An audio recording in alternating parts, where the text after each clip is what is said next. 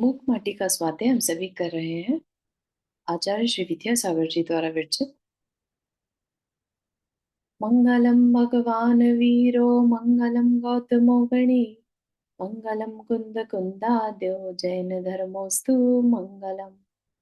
नमो अरिहंताणम नमो सेताणम नमो आयिर्याणम नमो उवज्झायाणम नमो लोये सवसाहूणम।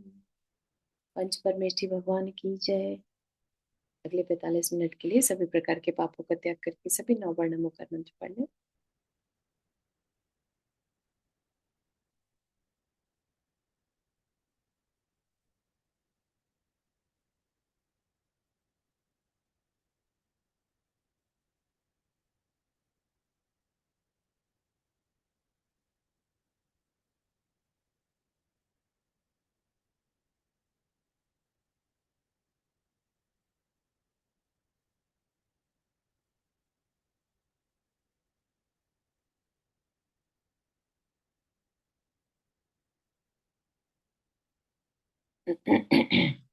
तो हमारा जो इसमें विषय चल रहा था वो हमने देखा था कि कैसे शिल्पी ने चाक पर से अब कलश को घड़े को, है ना, माटी को पहले तो लौंदा रखा था चाक के ऊपर, लेकिन जब उतारा तो वो एक कलश का रूप ले चुकी थी, है ना।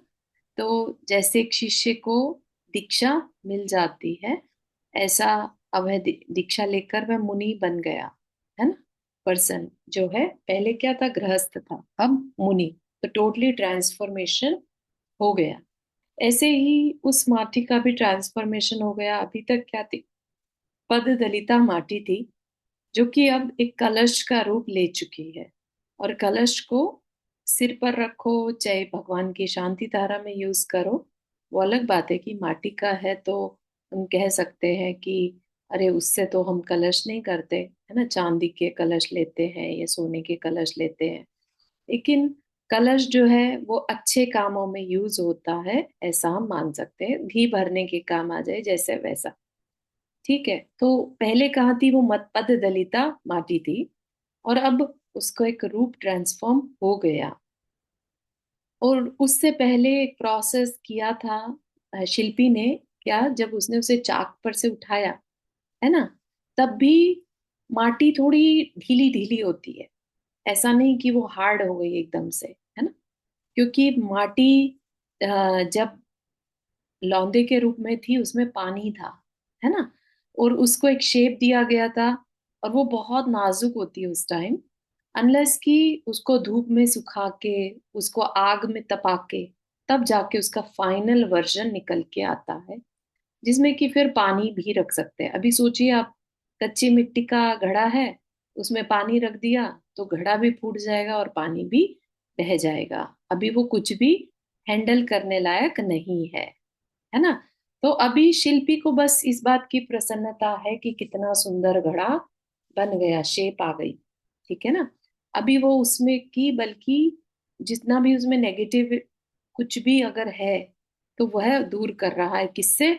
उसके हाथ में एक लकड़ी का पीटने वाला रहता है, उसको वो एक हाथ में तो घड़ा लेता है, उसको ओट देता है एक हाथ से, और दूसरी ओर से ठोकता है। जहां से कहीं से टेढ़ा अगर कुछ है, शेप प्रॉपर नहीं आ रही है, तो उससे चोट लगाता है। ठीक है, तो वो भी एक दृश्य देखने वाला है। और जो आध्यात्म को उसमें भी ढूंढ ले ऐसे दृश्य में, वो बहुत बड़े आध्यात्म योगी कहलाते हैं, राइट। जैसे आचार्य श्री, तो उन्होंने क्या कहा, हाथ की ओट की हाथ की ओट की ओर देखने से दया का दर्शन होता है, मात्र चोट की ओर देखने से निर्दयता उफनती सी लगती है। परंतु चोट खोट पर है ना, सावधानी बरत रही है, शिल्पी की आंखें पलकती नहीं है। तभी तो इतने सुंदर इतने इसने कुंभ को सुंदर रूप दे घोटम घोट किया है, कुंभ का गला न घोट दिया। ठीक है। तो शिल्पी क्या करता है, शिल्पी कहिए कुम्हार कहिए, उसको पता है कि कितना चोट देनी है और चोट कहाँ देनी है। ये शिल्पी को जानकारी है। अगर ज्यादा जोर से मार दिया तो पिचक जाएगा, है ना, टूट भी सकता है हल्की सी भी एक्स्ट्रा चोट जो है वो घड़े को तकलीफ पहुंचा सकती है। राइट। तो क्या कह रहे हैं, शिल्पी ने क्या किया, एक हाथ से ओट दे रखी है, उसको प्रोटेक्शन दे रखी है।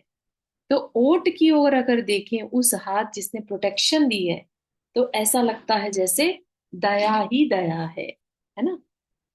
क्योंकि वो जो चोट है वो कुम्हार के हाथ पर भी लग सकती है अगर जोर से मार दिया तो। राइट। लेकिन अपनी हाथ का ओट देने से वो ये दिखा रहा है कि मैं, मेरा खुद का हाथ है ना इन्वॉल्व, तो तुम्हें कुछ भी होने नहीं दूंगा। राइट। तो ये प्रोटेक्शन का हाथ दिलाती है। मात्र चोट की ओर देखने से निर्दयता उफनती सी लगती है। अगर उसको ठोकते हुए देखें तो ऐसा लगता है कि कैसा पर्सन है, और अभी तो उसे गोल गोल गोल गोल चाक पे से उठाया जहां उसका सिर घूम रहा था, और अब उस पर मारने लगा, है ना। तो क्या लगता है, निर्दयी है। ठीक है ना। तो निर्दयता उफनती सी लगती है, परंतु चोट खोट पर है ना। चोट किस पर है, कोट पर है। उसकी टेढ़ा मेढ़ा जितना भी होता है, उसमें गैप होता है, छेद होता है, दरार होती है, वो सब कोट पे, कोट कहलाता है। और उस पर चोट मार मार कर वो उसको इक्वल कर देता है ना। कभी घड़ा देखा हो तो बहुत सुंदर शेप के साथ, कहीं से भी टेढ़ा मेढ़ा वो नहीं होता। शिल्पी एक एक घड़े को अपने हाथ से बनाता है। ठीक है ना। तो सावधानी बरत रही है, शिल्पी की आंखें पलकती नहीं। एक सेकंड की असावधानी, और घड़े पे अगर जोर से मार दिया, या जहां खोट नहीं था वहां मार दिया, तो अब खोट बन जाएगा। इसलिए सिर्फ खोट पर चोट मारी जाती है। ठीक है।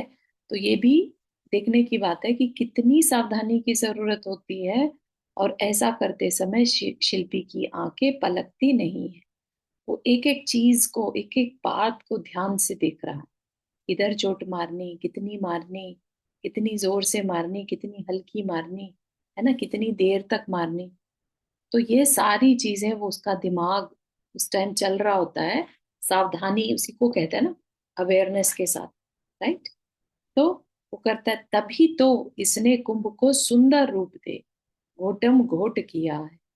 उसको मार मार कर, कितना मारा, इतना नहीं कि उसका गला ही घुट जाए, है ना, इतना करा कि घोट घोट कर सुंदर रूप दे दिया। ठीक है।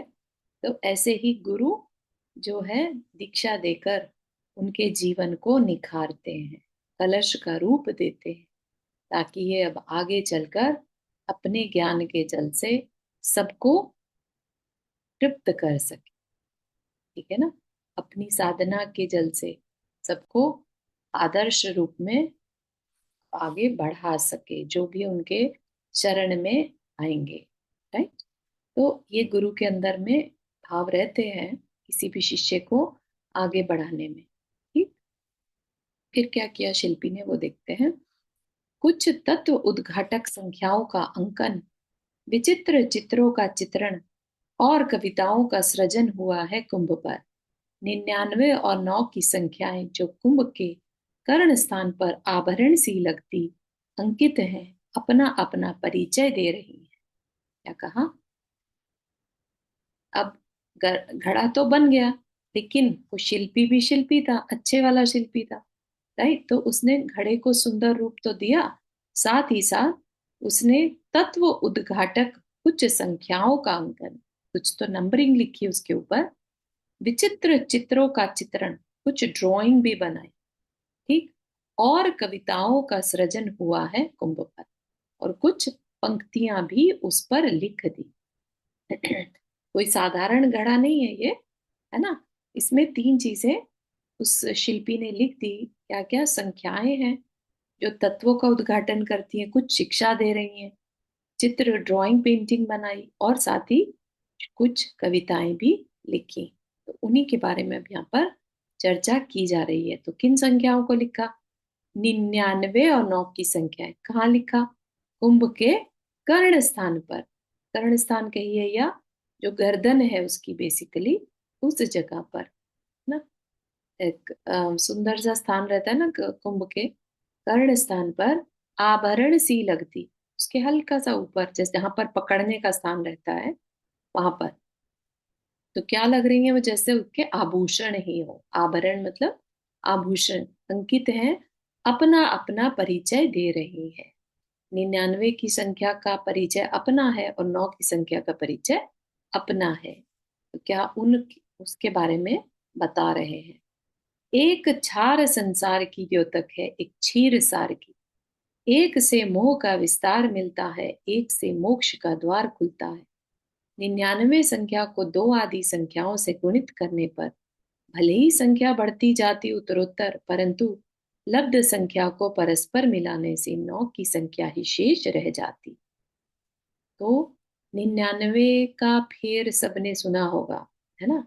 जो परिग्रह होता है, परिग्रह के चक्कर में जब फंसते हैं कि मुझे अपनी बढ़ानी है, कैसे कहते हैं ना, अपने घर के सामान को, संपत्ति को बढ़ाना है। कितना बढ़ाना है? थोड़ा और, थोड़ा और, राइट। तो उस थोड़े और थोड़े और को क्या कहा?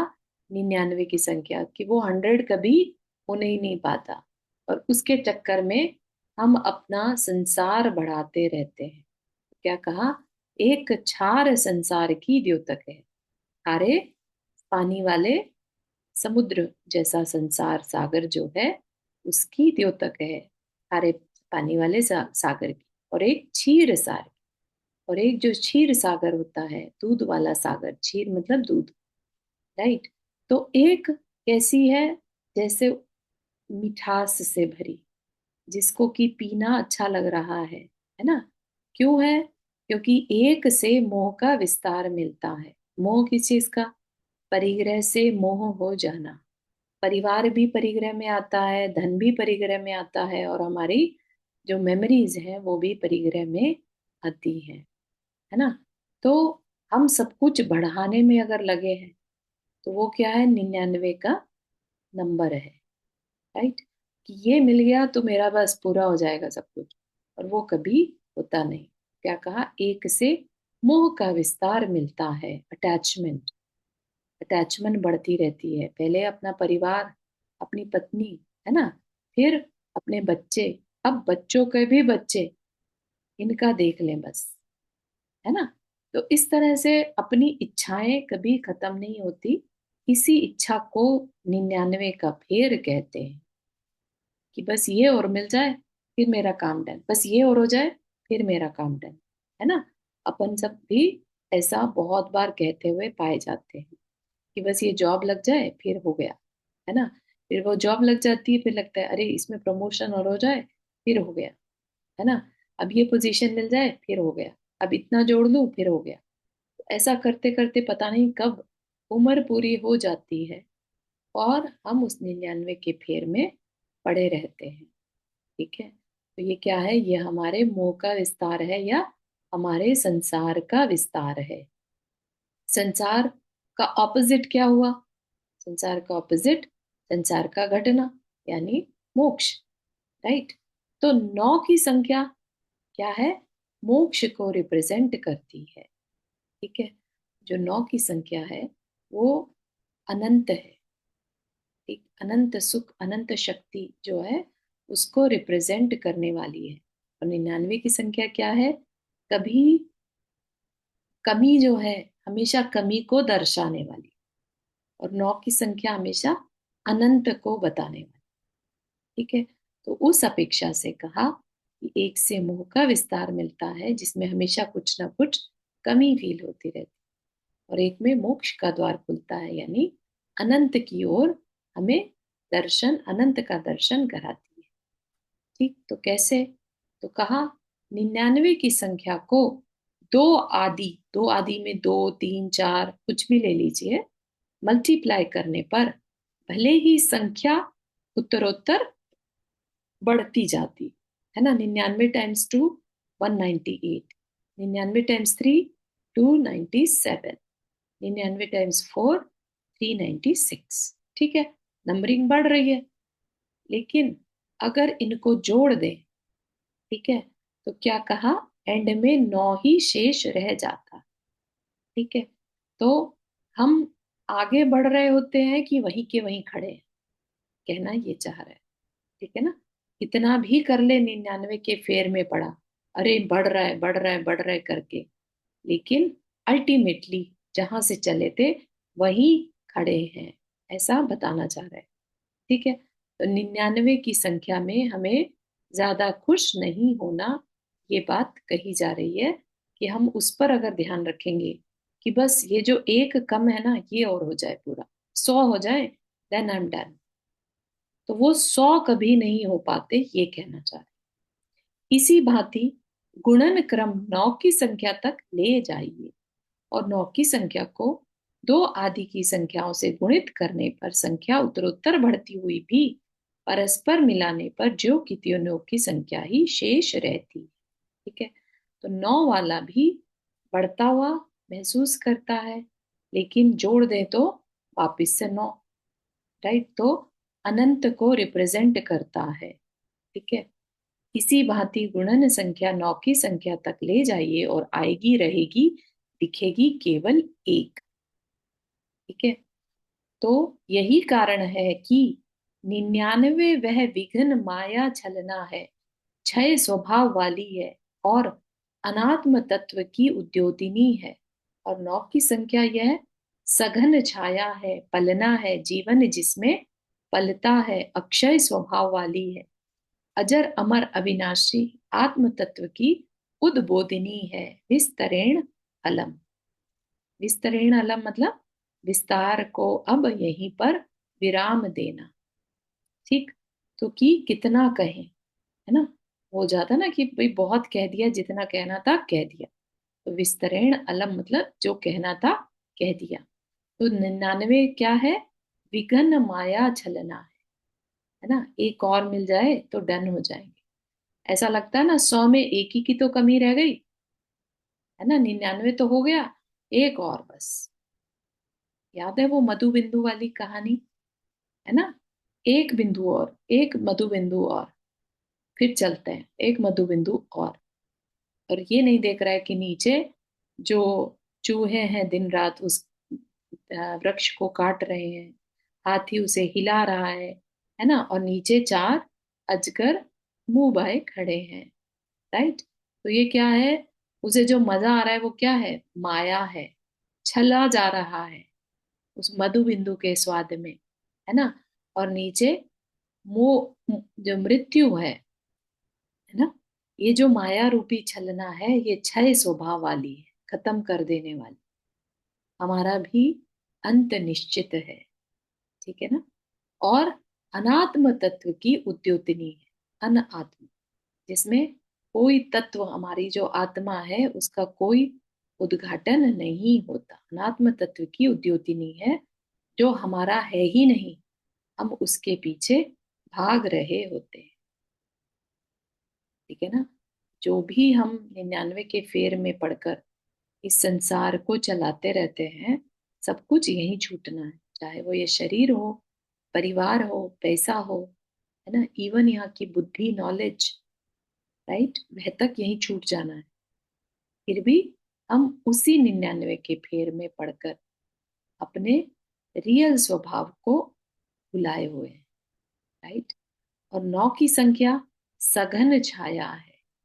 9 की संख्या को क्या कहा, अनंत का रियलाइजेशन कराने वाली है, जीवन जिसमें पलता है, अक्षय स्वभाव वाली, अनंत, है ना, अक्षय स्वभाव वाली है, अजर अमर अविनाशी आत्म तत्व की उद्बोधिनी है। ठीक है। 9 की संख्या जब हम कायोत्सर्ग करते हैं तो 9 की संख्या से करते हैं, राइट, क्योंकि 9 की संख्या जो है हमें ये याद दिलाती है कि हम अनंत हैं। कितना भी घुमाओ, हम खुद में ही सब कुछ है। ठीक है ना। मेरे ही अंदर सारी शक्तियां हैं, मैं अपने से स्टार्ट करता हूँ और अपने पर ही खत्म करता हूँ। ठीक। हम कहीं भी जाएं, कहीं भी संसार में रह आए, लेकिन हमारी यात्रा कहाँ खत्म होगी, अंतर में जाकर खत्म होगी। ठीक है ना। तो कितना भी हम 99 के फेर में पड़ जाएं, यात्रा तो अनंत की अपने ही अंदर खत्म होगी। ये हमें कौन ये रियलाइज कराता है, 9 की संख्या। इसलिए जो कायोत्सर्ग है वो 9 बार ही किया जाता है, कि 9 बार काय का उत्सर्ग करके और आत्मा का ध्यान किया जाता है ना। इतनी बड़ी चीज है ये 99 और 9 का। कहा संसार 99 का चक्कर है, यह कहावत चरितार्थ होती है, इसीलिए भविक मुमुक्षुओं की दृष्टि में 99 हे हो और ध्येय हो 9, नव जीवन का स्रोत। कुंभ के कंठ पर एक संख्या और अंकित है, वह है 63, जो पुराण पुरुषों की स्मृति दिलाती है हमें। इसकी यह विशेषता है कि, है ना, तो 99 के बारे में बता दिया कि जिस तरह 99 के चक्कर का चक्कर किसको कहा गया, संसार को, और 9 की संख्या मोक्ष को, राइट। तो भविक मुमुक्षुओं की दृष्टि में, भविक मतलब भावी, जो फ्यूचर में, मुमुक्षु उनको कहते हैं जो मोक्ष के इच्छुक हो, ठीक है, खाली मुंह से कहने वाले मुमुक्षु नहीं, ठीक है, जो वाकई में मोक्ष को जानते भी हैं और उसे चाहते भी हैं, ठीक है ना। उनका हर क्षण जो है मोक्ष की ओर है, कर्म बढ़ाने कर संसार बढ़ाने की ओर नहीं, बल्कि संसार को काटने की ओर जिसका ध्यान हो उसको मुमुक्षु कहते हैं, ठीक है। तो भौविक मुमुक्षुओं की दृष्टि में 99 हे हो और ध्येय हो 9, ठीक है। तो संसार बढ़ाना हे हो और ध्येय मतलब गोल, राइट, गोल क्या हो, 9 की तरफ, 9 रियलाइज कराता है अनंत के बारे में, ठीक। तो अनंत हूं मैं, ऐसा उसको ध्यान में आए, नव जीवन का स्रोत, ठीक। कुंभ के कंठ पर एक संख्या और अंकित है, वो क्या है, 63। 63 की संख्या किसको रिप्रेजेंट करती है, 63 शलाका पुरुषों को, 63 पुराण पुरुषों की स्मृति दिलाती है ना। कहीं पर आप 63 वर्ड लिखा देखें या 63 वर्ड सुनते साथ ही हमें क्या याद आ जाता है, 63 महापुरुष, है ना, कभी हुए, जिसमें कि तीर्थंकर, है ना, चक्रवर्ती, नारायण प्रति नारायण, है ना, और बलभद्र। तो ये 63 शलाका पुरुष हमें अच्छी अच्छी शिक्षाएं उनके जीवन से मिलती हैं, और ये संख्या याद आते ही कोई ना कोई मन में पुराण पुरुष की छवि बन जाती है, राइट। तो 63 की संख्या लिख देने मात्र से उस शिल्पी ने क्या किया, पुराण पुरुषों की स्मृति दिलाने का प्रयत्न किया। और आचार्य जी ने यहाँ पर उसको एक और तरीके से रिप्रेजेंट किया, जो कि पता नहीं आप में से कितनों ने ध्यान दिया हो। 63 6 जैसे 3 को देख रहा हो, हिंदी वाला 63 जो होता है, राइट, ऐसा लग रहा है जैसे 3 6 को देख रहा है और 6 3 को देख रहा है ना। 6 के मुख को 3 देख रहा है और 6 को सम्मुख दिख रहा 3। एक दूसरे के सुख दुख में परस्पर भाग लेना सज्जनता की पहचान है, और औरों के सुख को देख जलना, औरों के दुख को देख खिलना दुर्जनता का सही लक्षण है। जब आदर्श पुरुषों का विस्मरण होता है तब 63 का विलोम परिणमन होता है, यानी 36 का आगमन होता है ना। अब ये बातें समझ में आ रही होंगी ना, 99 का फेर क्यों कहा, 36 का आंकड़ा क्यों कहा, है ना। तो विलोम, 63 का विलोम क्या हो गया, 36। 6 को इस तरफ लिख दिया तो क्या बन गया, 36, दोनों एक दूसरे के जैसे पीट करके खड़े हों। 63 में एक दूसरे की तरफ मुंह था, राइट।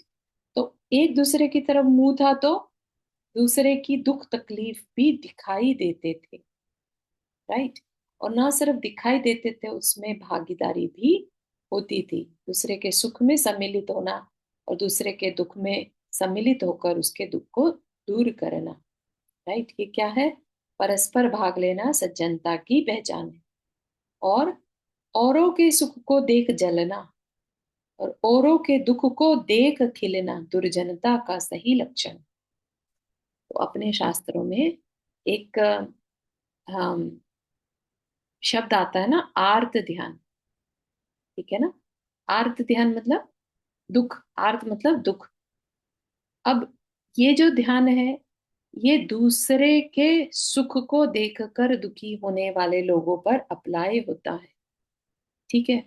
और दूसरे के दुख को देखकर सुखी होने वाला वो ध्यान क्या कहलाता है? रौद्र ध्यान। ठीक है। तो ये दोनों ही ध्यान जो है, सुख, औरों के सुख को देखकर जलना, जलना बेसिकली क्या है? ईर्ष्या का भाव। बहुत सारे लोग दूसरे के सुख को देखकर ईर्ष्या करते हैं। सुख में गुण भी आ जाते हैं। सबको अपने अपने अंदर झांक कर देखना है कि वो दूसरे के सुख से कितना दुखी है। दूसरे के सुख से दुखी या दूसरे के गुणों से जलने वाला, ये क्या है? जो भी जल रहा है वो अपने ही आर्त ध्यान को मेंटेन किए हुए है। और आर्त ध्यान रखने वाला अपने लिए फर्दर असाता कर्म का बंद करता है। ठीक है ना। इसीलिए अपने जैन शास्त्र में अगर आप नोटिस करेंगे तो ईर्ष्या करना अच्छा नहीं बताया, अपना ही नुकसान। ठीक है ना। अगर आपको याद हो, स्टार्टिंग में जब स्टार्ट किया था, एक स्त्रियों की पहचान बताई थी, है ना। स्त्रियों में जलन जो है वो बहुत ही, मतलब कह लो कि उस पर्याय की का संस्कार है, जिससे कि उसको हटा पाना असंभव है। इवन कितनी भी अचीवमेंट कर ले स्त्री, वो दूसरी स्त्री से जलती ही रहती। ठीक है। तो जितने भी झगड़े होते हैं वो इसी रीजन से होते हैं कि अंदर में ईर्ष्या का भाव रहता है। ठीक है ना। परिवार में जब भी दो स्त्रियों में आपस में झगड़ा अगर है तो उसके पीछे कारण ईर्ष्या है। भले ही वो बोले नहीं मुंह से, है ना कहीं उसका कारण ईर्ष्या होता तो है। सबके साथ होता है। हाँ, सबके साथ होता है। उसका रूप अलग अलग हो सकता है, उसको वो बोले नहीं भले, लेकिन कहीं ना कहीं अगर वो डीपली जाकर देखे तो अल्टीमेटली ये निकल कर आएगा कि हाँ, मेरे अंदर ईर्ष्या थी,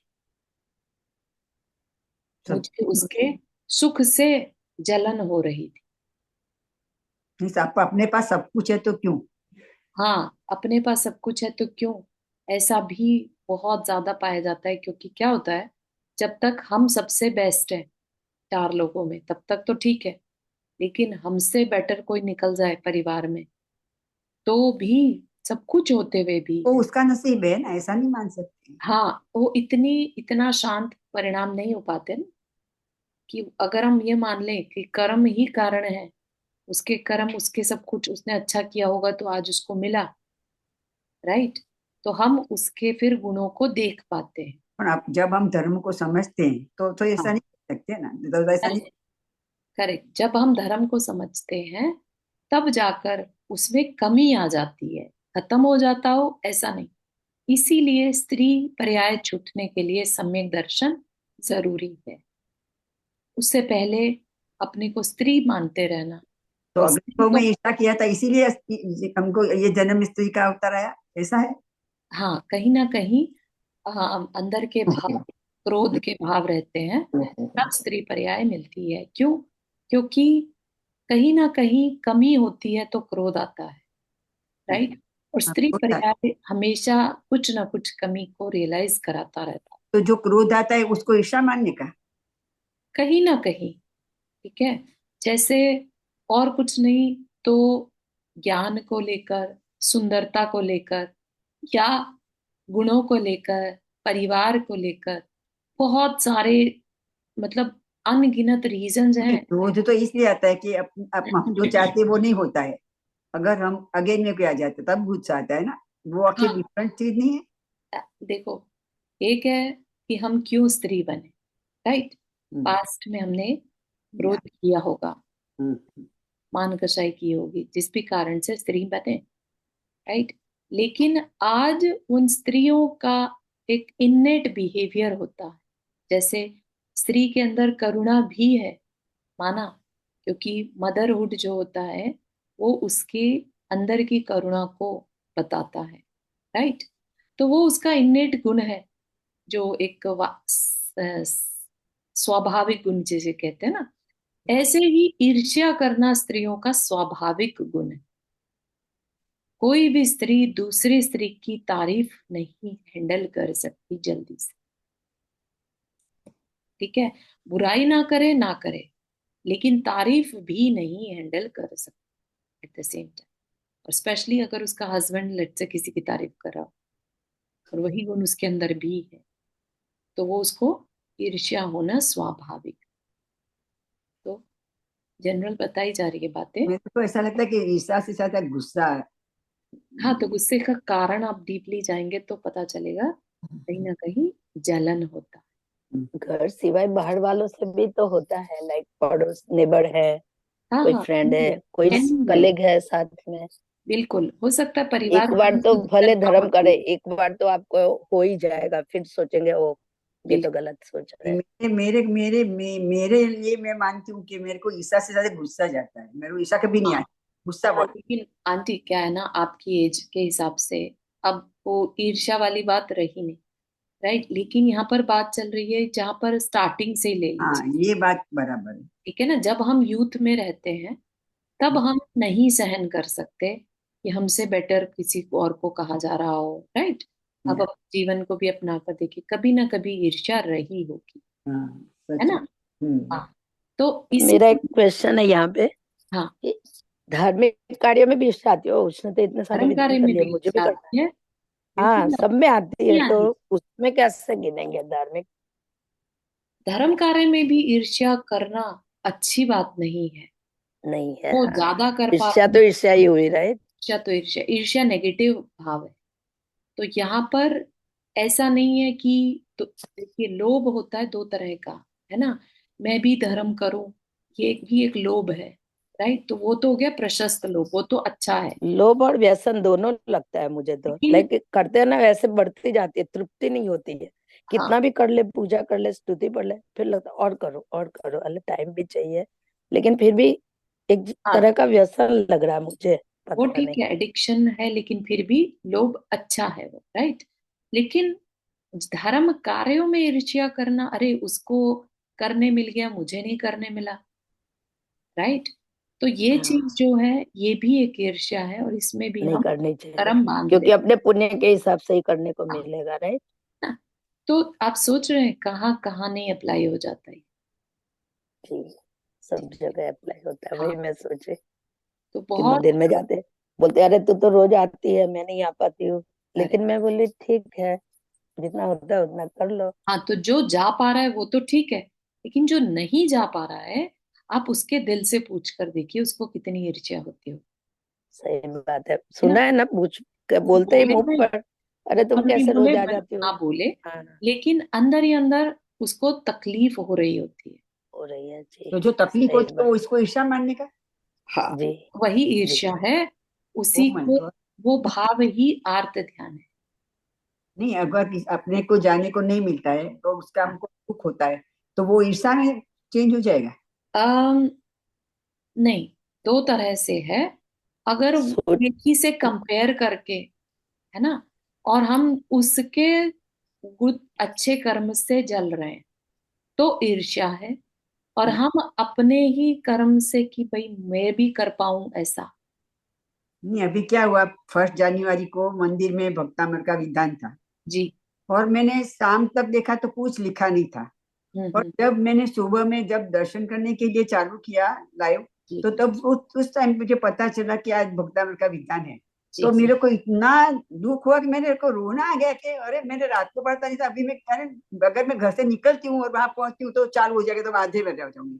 या तो अच्छा है कि मैं घर पे ही करूँ। मैंने घर पे लाइव में ज्वाइन किया जूम पे, और बाद में मैं वहां दर्शन करने आई, पर मेरा सारा दिन इतना खराब गया कि मेरे को पता नहीं कि ऐसा क्यों है। मेरे को ये पता नहीं, मेरे को इतना दुख हुआ है कि मेरा मेरा 1 जनवरी से मेरा सारा साल अभी खराब हो जाएगा। अंडरस्टैंड नहीं मेरे आंटी, मन में देखो ऐसा ही लगता है अभी।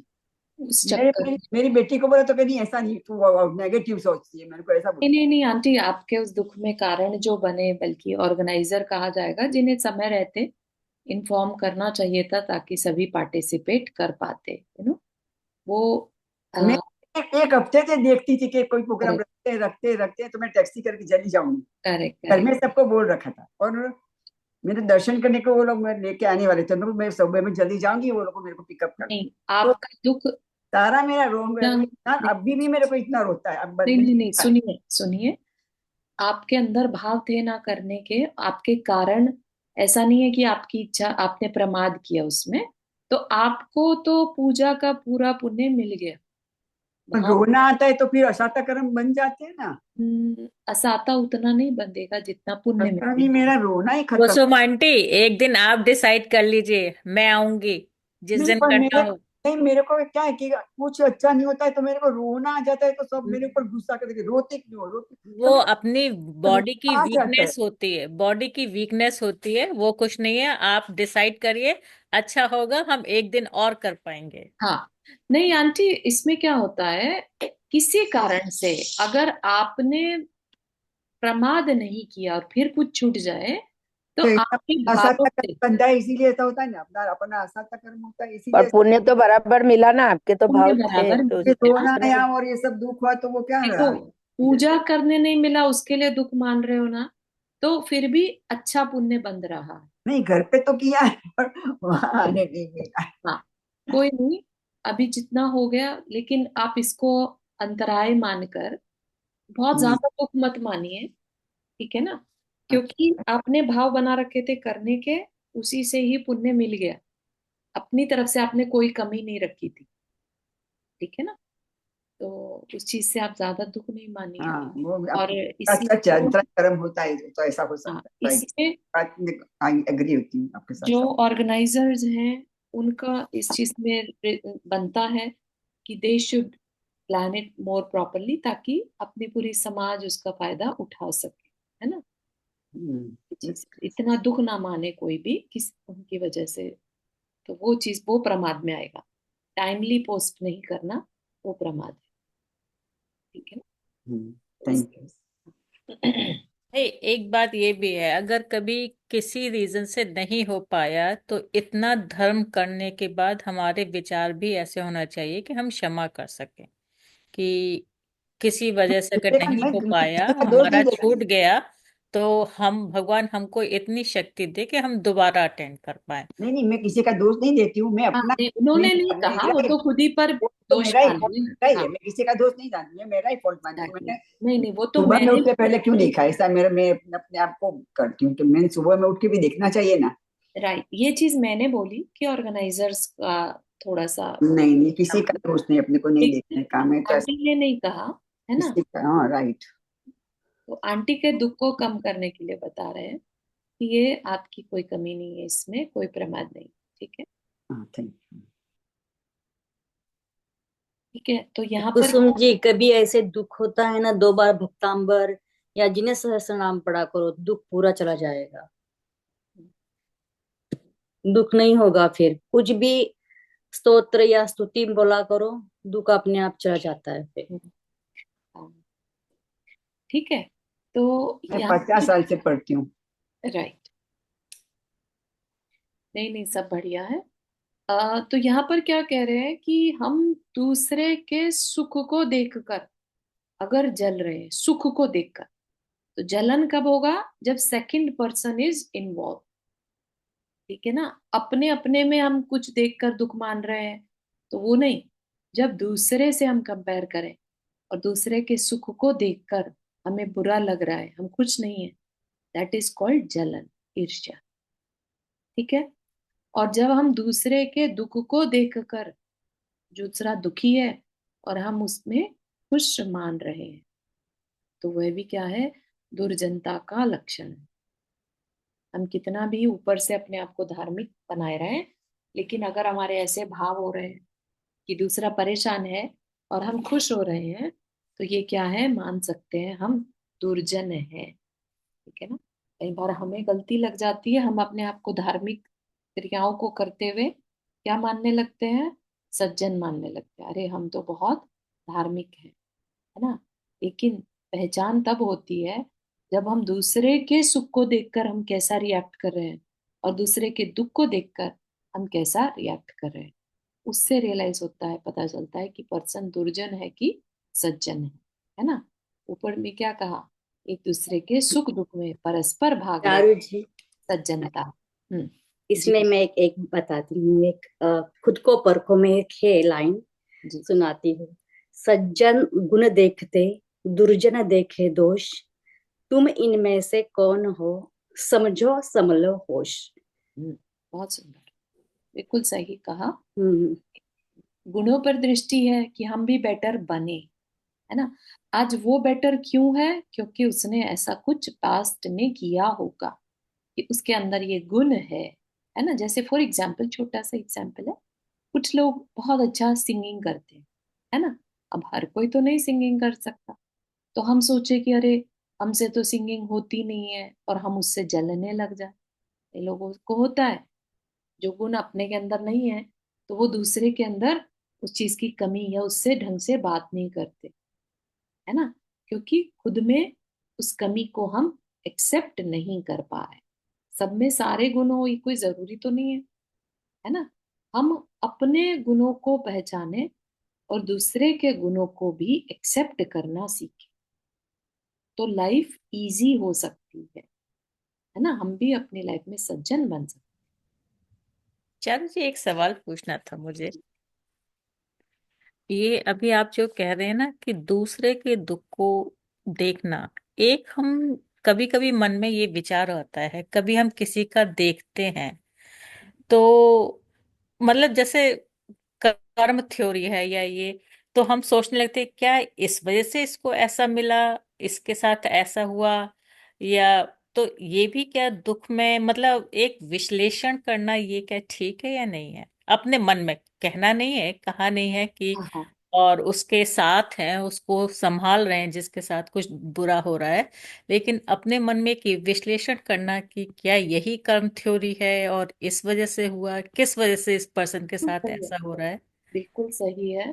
लाइफ की हर समय हमें हर चीज एक रियलाइजेशन कराए, कर्म कितने बलवान, है ना। हम क्या क्या पास्ट में करके आते हैं जिसका कि भुगतान हमें करना पड़ता है। सब कुछ हमारे ही लाइफ में हो ये तो कोई जरूरी नहीं है, राइट। हम सामने वाले की लाइफ से भी सीख सकते हैं, ठीक है। तो हम उसके दुख को देखकर भी अपने अंदर की अवेयरनेस को जगा सकते हैं कि देखो कर्म का फल क्या क्या नहीं दिखा देता, कैसे कैसे दिन नहीं दिखा देता, ठीक है ना। उससे फिर हम उन खराब कर्मों से बचने का मन बना, है ना। कोई ड्रिंक करने वाला है, राइट, और अल्टीमेटली उसकी बहुत मतलब तड़प तड़प के मरण को प्राप्त हो जाता है। तो हम उस चीज से अपने आप को रियलाइज कराते हैं ना कि देखो ये गलत संगति में था ना, गलत आदतों में पड़ गया तो कैसा जीवन गया, राइट।